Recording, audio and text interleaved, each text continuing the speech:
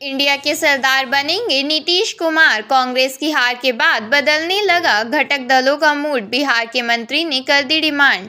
4 राज्यों में कांग्रेस की बुरी हार पर अब इंडिया गठबंधन के भविष्य को लेकर चर्चा शुरू हो गई है। इंडिया के घटक दल कांग्रेस की हार में अपनी जीत तलाशने में जुट गए हैं। जेडीयू ने तो साफ कर दिया है कि इंडिया में नीतीश का चेहरा ही सबसे विश्वसनीय है।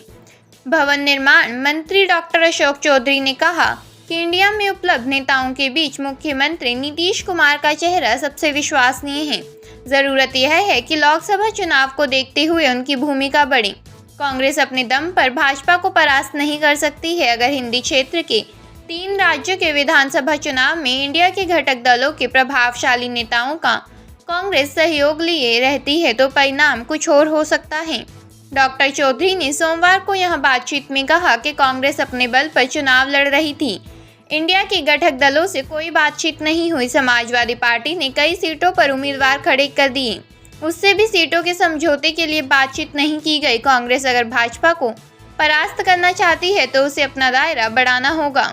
उन्होंने कहा कि बड़े भाई की भूमिका के लिए उदारता की जरूरत होती है। कांग्रेस यह उदारता दिखाए।